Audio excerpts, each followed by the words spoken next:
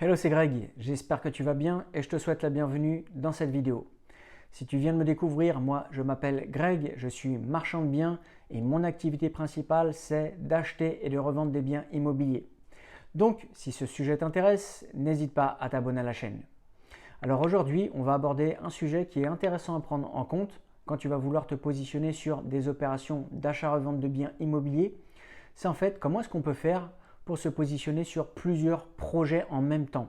Alors on peut penser que c'est facile, mais en fait il y a des petites subtilités à prendre en compte et tu vas voir, là je vais vraiment te partager plusieurs méthodes. Comme ça, quand tu vas vouloir te positionner sur plusieurs projets en même temps, tu sauras quelle méthode utiliser. Tu pourras en utiliser une ou en utiliser une autre ou toutes les utiliser en même temps. Alors la première méthode que je voudrais te partager, c'est vraiment quelque chose de classique. C'est en fait de faire une demande de financement à une banque. Alors tu vas me dire, ok Greg, ça c'est assez classique pour pouvoir faire financer une opération, mais comment est-ce qu'on peut faire pour faire financer plusieurs opérations? Alors en fait, avec une banque, il y a plusieurs manières de faire une demande de financement. Et là, je vais t'en partager deux. Alors déjà, la première manière, c'est quoi? C'est en fait de monter un dossier classique. Tu vas monter ton dossier, tu vas réunir les documents.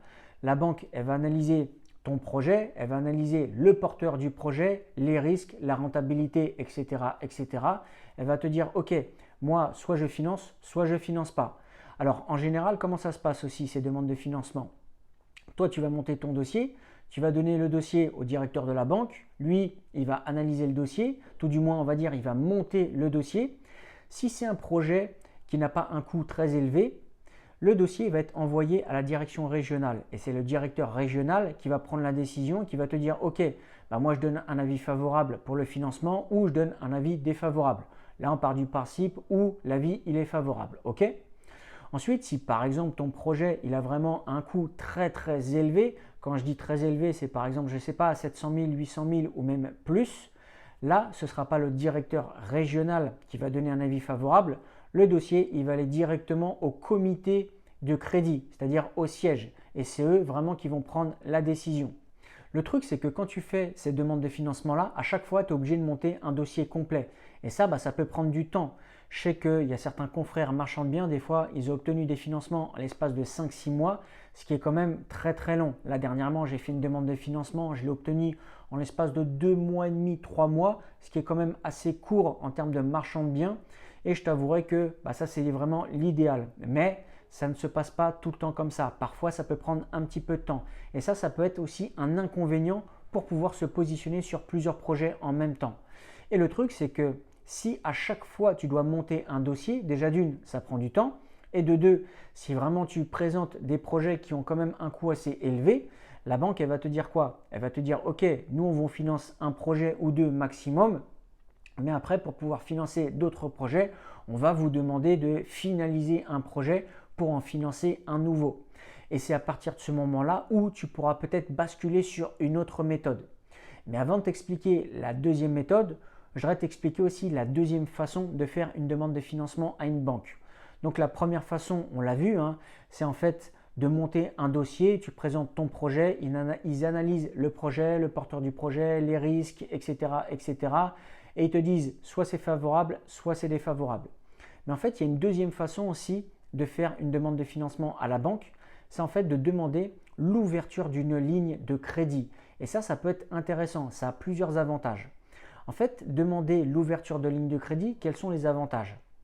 Le truc, c'est que quand tu vas avoir cette ligne de crédit qui va être ouverte, par exemple, ça peut être plusieurs centaines de milliers d'euros. Alors bien sûr, il va falloir avoir des garanties en face, mais si par exemple tu peux te le permettre, eh bien l'avantage qu'il y a, c'est que par exemple, tu vas monter un dossier une première fois, et en fait, quand tu vas financer un premier projet, quand tu vas vouloir te positionner sur un deuxième projet, tu ne vas pas remonter encore un autre dossier complet. Là, en fait, quand tu vas présenter un deuxième projet, tu vas présenter le projet au directeur de la banque et le directeur de la banque, il va te dire « Ok, là, soit je suis d'accord ou soit je ne suis pas d'accord ». Donc ça peut être quand même très intéressant et ça peut te permettre de te positionner assez rapidement sur une opération car tu n'auras pas besoin en fait de monter un nouveau dossier. Tu auras juste à tirer sur ta ligne de crédit et ça c'est top. Et aussi un autre avantage, c'est qu'en fait quand tu vas faire une offre, si tu sais déjà qu'en amont tu as un projet vraiment qui est très rentable et que tu as une ligne de crédit qui est ouverte et que tu peux tirer dessus assez facilement, bah, tu peux faire des offres sans condition de financement. Et ça peut être aussi assez intéressant. En fait, la ligne de crédit peut te permettre déjà d'une de te positionner sur des projets assez rapidement et de deux, ça peut te permettre aussi de te positionner sur des projets sans condition de financement. Donc ça peut être aussi intéressant. Et c'est les deux façons en fait pour obtenir un financement avec une banque. Soit tu montes un dossier par projet ou soit tu fais directement la demande de l'ouverture d'une ligne de crédit pour pouvoir te positionner sur plusieurs projets en même temps. Alors bien sûr, comme je te l'ai dit, pour la ligne de crédit, il faut quand même montrer des bonnes garanties en face. Ensuite, la deuxième méthode, qu'est-ce que c'est? En fait, la deuxième méthode, c'est dès que tu vas être bloqué avec la banque, ce que tu peux faire, c'est que tu peux basculer sur les sociétés de crowdfunding immobilier. Alors là, c'est pareil. En général, ils vont te financer une opération à la fois, mais ça peut être intéressant. Imaginons par exemple, tu t'es positionné sur 2 opérations avec une banque, tu as un troisième projet qui arrive et c'est un projet qui est quand même assez rentable, et bien là, tu peux faire une demande de financement à une société de crowdfunding immobilier. Alors, l'idée derrière ça, c'est quoi? C'est que quand tu fais une demande de financement à une société de crowdfunding immobilier, essaye de faire en sorte que le projet soit quand même assez rentable parce que la marge qu'ils prennent, c'est quand même des marges assez conséquentes. Donc, quand tu vas vouloir te positionner, essaye d'avoir des projets qui sont quand même assez rentables. Donc tu vois, la deuxième méthode, c'est assez simple, c'est de basculer sur une demande de financement via une société de crowdfunding immobilier. Là, par exemple, ça peut te permettre de te positionner sur 3 projets. 2 projets avec la banque, un projet avec la société de crowdfunding immobilier. Et tu vas me dire, ok, mais comment je fais pour me positionner sur 4, 5, 6 projets ou même plus? Et bien là, après, ce que tu peux faire, c'est que tu peux basculer sur les investisseurs privés.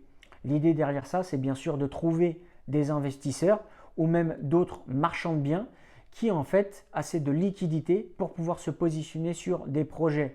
Ou par exemple, certains investisseurs ou certains marchands de biens qui ont quand même un bon historique, qui n'ont pas énormément d'opérations en cours et grâce à eux, eh bien, tu pourras te positionner sur ces opérations-là. Soit peut-être avec une nouvelle demande de financement, mais ce n'est pas toi directement qui va la faire. C'est par exemple soit l'investisseur, soit le marchand de biens avec qui tu vas t'associer, ou par exemple des financements directement en fonds propres, parce que certains marchands de biens ou certains investisseurs ont encore beaucoup de trésorerie de côté et peuvent se positionner directement et financer les opérations en fonds propres. Et ça, si par exemple tu peux avoir un investisseur et te positionner sur plusieurs opérations avec lui ou avoir plusieurs investisseurs, ça peut être intéressant. Ça peut te permettre de te positionner vraiment sur plusieurs opérations et de passer mine de rien au niveau supérieur en ne restant pas avec une ou 2 opérations dans l'année. Ça peut vraiment te permettre de te positionner sur plusieurs opérations. Donc là, tu vois, je t'ai partagé plusieurs méthodes. Soit tu peux en utiliser une, soit tu peux en utiliser plusieurs. Mais concrètement, quand tu vas vouloir passer au niveau supérieur et démultiplier les opérations et les projets, eh bien, c'est ces méthodes-là que tu vas devoir utiliser. Les 3/4 des marchands de biens qui vraiment se positionnent sur plusieurs opérations en même temps utilisent ces méthodes. Donc concrètement, c'est vraiment des choses qui sont très très intéressantes à savoir. Et comme je te l'ai dit, si toi aujourd'hui tu débutes et tu veux te lancer dans l'achat-revente de biens immobiliers et tu veux te former en évitant les erreurs de débutants, n'hésite pas à cliquer sur le lien qui est dans la description. Moi, je te remercie d'avoir regardé la vidéo jusqu'ici et je te dis à la semaine prochaine dans une prochaine vidéo. Ciao, ciao!